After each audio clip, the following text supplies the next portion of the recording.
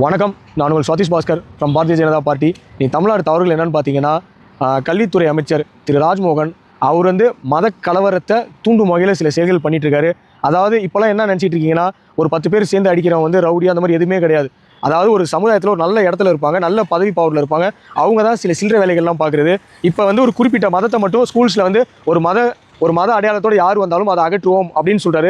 அப்போ ஆட்டோமேட்டிக்காக அவர் என்ன எதிர்பார்க்குறாருன்னா, இப்போ ஒரு மதத்தை இப்போ ஹிந்து மதத்தை டார்கெட் பண்ணுறாரு. அப்போ ஹிந்துவில் உள்ள சில பேர் என்ன பண்ணுவாங்க, கிறிஸ்தவ பள்ளிகளில் பார்த்தீங்கன்னா ஃபாதர் ட்ரெஸ் போட்டிருப்பாங்க, அப்போ அதையும் அகற்றணும்னு சொல்லி சண்டை போடணும் அப்படின்னு எதிர்பார்க்குறாரு. சில கிறிஸ்தவர்கள் என்ன நினைப்பாங்க, இஸ்லாமியர்களும் அவங்களும் ஒரு ட்ரெஸ் கோட் போட்டுட்டு பள்ளிகளில் வராங்க, இந்த மாதிரி நம்ம 3 மதமும் அடிச்சுக்கிட்டு இருந்தால் தான் டிவிகே கட்சி நல்ல முறையில் ஆட்சியை தக்க வச்சுக்க முடியும்னு சொல்லி இட்ஸ் ப்ராப்பராக ப்ரீ பிளான் பண்ணி மக்களை ட்ரிகர் பண்ணுறாரு.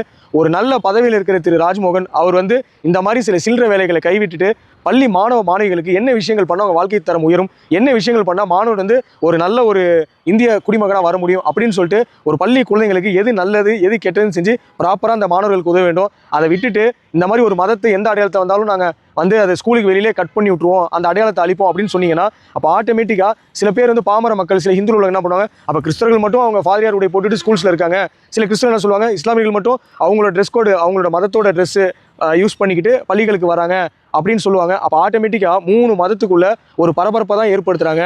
ஒரு நல்ல ஒரு பள்ளி கல்வித்துறைங்கிற ஒரு நல்ல ஒரு தெய்வத்துக்கு சமமான ஒரு துறை. அதை திரு ராஜ்மோகன் அவர் என்ன பண்ணுறாருன்னா, மத கலவரத்தை தூண்டும் வகையில் 2வதுங்கிறப்ப ஆட்டோமேட்டிக்காக நம்மளை என்றைக்குமே பேசணும் அப்படிங்கிறப்ப அதில் ஒரு தெளிவாக இருக்காரு. உண்மையிலே திரு ராஜ்மோகன் நல்ல அரசியல்வாதியாக நீங்கள் வந்துடுவீங்க. இனி இந்த மாதிரி மத கலவரத்தை தூண்டாமல் பள்ளி மாணவ மாணவர்களுக்கு நல்ல முறையில் எப்படி அவங்க வாழ்க்கை தரத்தை உயர்த்தலாம் அப்படிங்கிறதுல தெளிவாக இருங்க.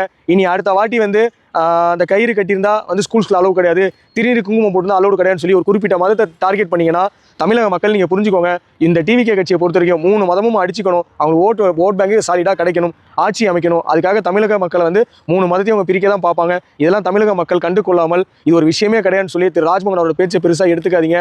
இது ராஜ்மோகன் அவருக்கு ஒரு அன்பான வேண்டுகோளும் கட்டளையும். இனி இந்த மாதிரி ஒரு மதத்தோட அடையாளத்தை அழிப்பேன், ஒரு மதத்தோட அடையாளத்தை ஸ்கூலுக்கு வெளியிலே ஸ்கூலுக்குள்ள விட மாட்டேன் அப்படின்னு சொல்லி மத கலவரத்தை தூண்டும் வகையில் சில விஷயங்களை முடிஞ்சளவு தடுத்துக்கோங்க.